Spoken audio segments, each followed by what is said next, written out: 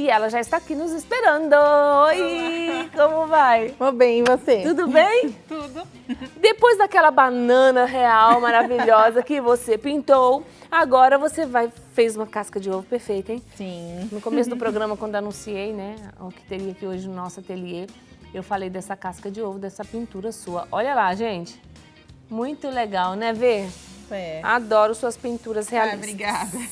E aqui, nós vamos fazer o quê? O bolo da vovó. Isso, eu vou ensinar a fazer esse pedaço de bolo, né, que é bem bagunçadinho, porque a ideia mesmo é uma bagunça na cozinha, aquela arte gostosa que a gente faz, né, quando tá com a família, quando quer fazer uma coisa diferente. Você quebra o ovo, ele cai fora do lugar. Exatamente. Tipo eu fazendo doce, é a mesma coisa. Tipo eu. É exatamente isso. Não, é isso aí. Bom, vamos lá. Vamos começar a fazer aqui esse bolo e eu quero mostrar como eu faço a textura dele, porque eu deixo ele bem texturizado mesmo. Então, o que eu vou fazer aqui? Vou pegar um pincel de filamento mais molinho, tá? Que é aqueles pincéis que não são os durinhos, que a gente tá acostumado. Deixa eu pôr aqui no amarelo que fica mais fácil pra ver, ó. Deixa eu perguntar, isso aqui é bolo? É como se fosse um brownie, né? Ah, então é brownie, né? É, É esse isso é que eu ia brownie. falar, é Isso. brownie. É pra gente não enrolar a língua, eu falei bolo, né? Mas Adorei. a gente fingiu assim. Ah, é muito bom. Bom, aqui eu vou pegar as duas cores juntas. Sempre pego o mais claro primeiro, porque se algum dia eu for pegar o escuro primeiro e colocar no mais claro, eu borro ele, tá? Eu mancho ele.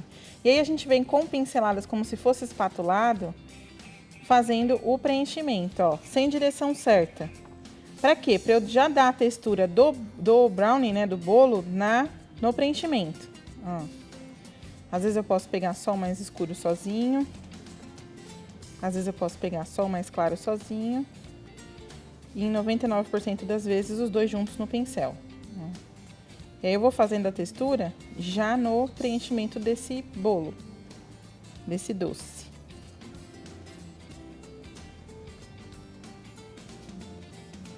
Olha esse chantilly ali. É gostoso, né? Imagina esse bem geladinho nesse calor que tá fazendo, né, Vidrica? Senhora, tudo de bom, gente. E a salada ali? Nossa, a gente tava babando ali na antessala. Olha, ô Verônica, eu já reparei que você gosta muito de pintar coisas doces. Sim, eu gosto. Mas não é que eu goste muito de doce, porque minha preferência é salgada. Mas a minha mãe, ela gosta muito de doce, então acho que eu Então vou te lançar um desafio para a próxima. Ah, o que você vai me desafiar? Gente, a Verônica tem que pintar um peru do Natal. Um peru de peru Natal. assado já na forma que vai servir. Prontinho para servir. Próxima vez, dá tempo antes do Natal que você vai voltar. Vou E aí, voltar. aceita o desafio? Aceita. Então pronto. Peru de Natal. Ó, preenchi tudo, eu vou trocar de pincel para um pincel um pouquinho menor. E agora a gente vai fazer as marcações. Então eu vou fazer a divisão aqui, só com o café, que é o tom mais escuro, tá?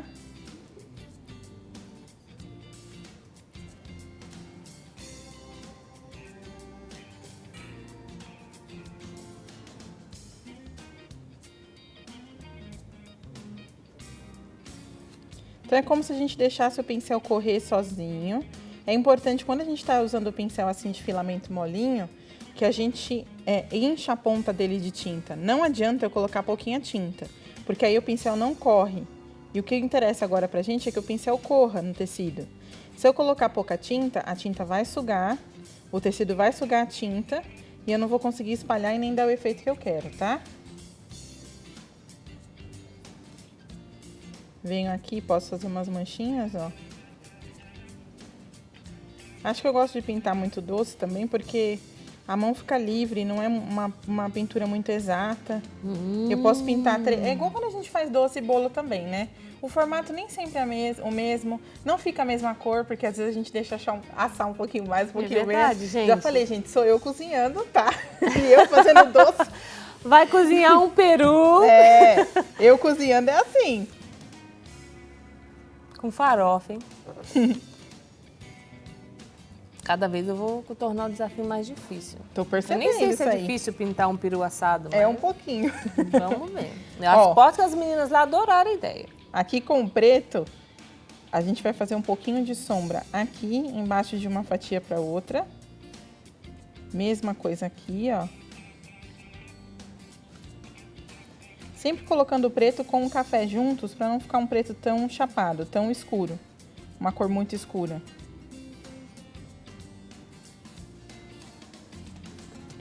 Fiz essa separação entre as camadas, tá vendo? No vídeo dá pra ver bem as separações. Sim, sim. Eu vou lavar meu pincel e com um pouquinho do crisântemo, que é esse tom mais claro, esse tom meio rosado. Crisântemo. Isso, vai pegar só um pouquinho na ponta do pincel, ó, quase nada de tinta, bem na ponta, tá? E a gente vai fazer aqui, reforçar alguns cantinhos.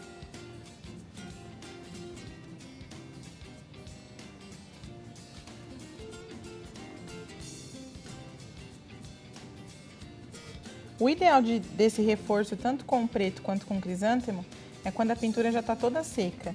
Aí fica mais bonito e mais evidente esse reforço de separações, tá?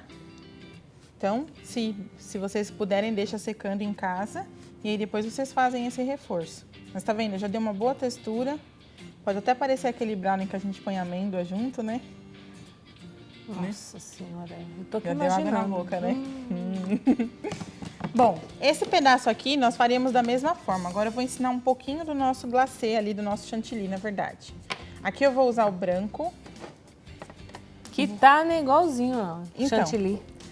Então, aqui como o tecido é amarelo, pra ficar bem branco, o que eu fiz?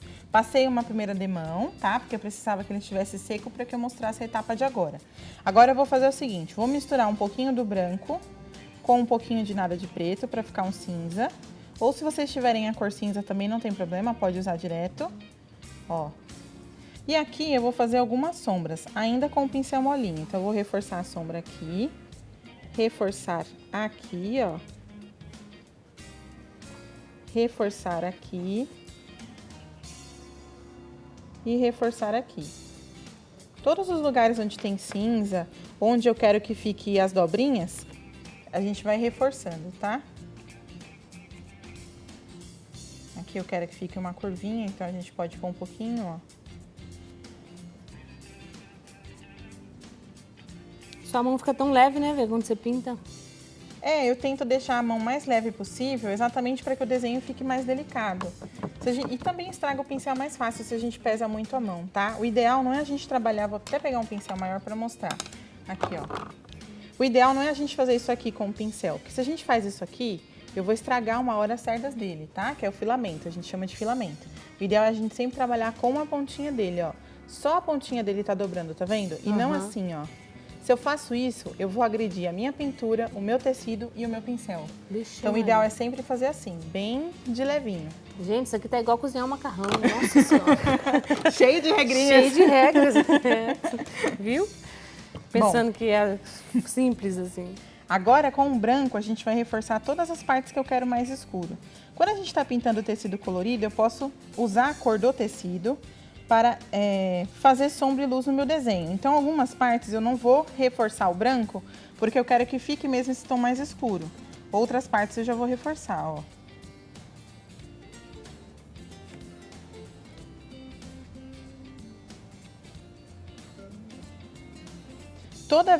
Essas são frases que toda vez que eu vier aqui eu vou falar. Toda vez que a gente tiver uma cor escura perto de uma cor clara, a gente acentua uma e a outra. Então é importante que a gente deixe perto do cinza mais clarinho, do lado dele, ó. Pra poder acentuar o nosso cinza, tá? Sim, senhora.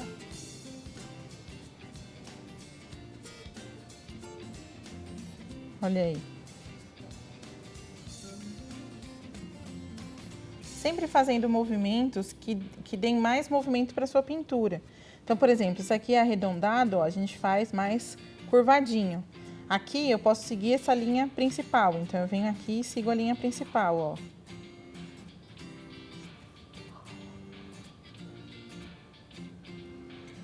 No meu modelo, né, o que eu trouxe de modelo, nós temos alguns... Como eu fiz bagunça e eu sou assim mesmo na cozinha, então aqui eu deixei alguns pinguinhos, ó, caindo de massa, de chantilly, tá vendo? Então eu posso fazer um pouquinho aqui, de batidinha, ó. Posso fazer um pouquinho no chão também.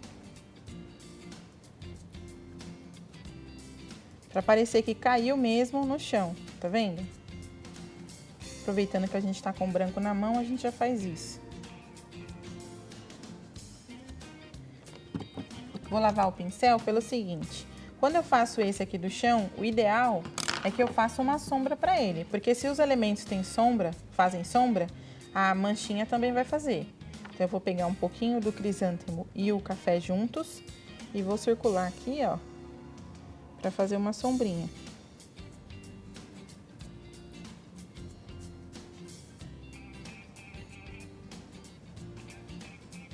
Tá vendo? Aí eu destaco mais, tá? Tá. E posso continuar aqui com o branco. Agora eu vou fazer os granulados, né? Eu sempre chamo de confeito e as pessoas esperam a bolinha. Por isso que eu tô falando, gente, sou eu na cozinha, tá? Pra mim é tudo a mesma coisa, é doce em cima de doce. Confete pra ela, granulado. Exato. Não, é o contrário. Granulado pra mim é confete, eu sempre chamo Ah, de confete. meu Deus. Só que é aquele redondinho confete, não é? É. Viu? Sou eu cozinhando. Mas mesmo bagunçando quando eu cozinho, sai coisas gostosas, viu? Não é que sai coisa ruim, não. Sai bom, sai né? coisa boa. Então tá bom. Sabe? Sai coisa boa, não tem problema. É. Agora a gente vai fazer o seguinte, os granulados. Confete ou granulado? Granulados. Vou pegar aqui o café e a gente vai fazer uns risquinhos assim, ó, pra simular o nosso granulado. Tenta não fazer todos na mesma direção, nem do mesmo tamanho, porque é aquilo que eu sempre falo quando eu venho aqui. Quanto menos padrão a gente deixar, mais parecido com o real vai ser. Porque nem todos são do mesmo tamanho, tem a mesma espessura, nem foram colocados no mesmo lugar, ó. Eu posso colocar um pouquinho pra fora. Aqui, onde caiu a massa, também eu posso colocar. Olha que legal. Tá? E aí eu vou enchendo assim de granulados. Bem interessante o que você disse. O que é real não tem padrão. Porque Exatamente. ele sai do coração, é espontâneo. É Exatamente. assim, não existe padrão para aquilo que é real. Ô, Vê, eu vou deixar você aqui fazendo os granulados aí, seus confetes. Tá bom? E já volto, tá? Tá bom.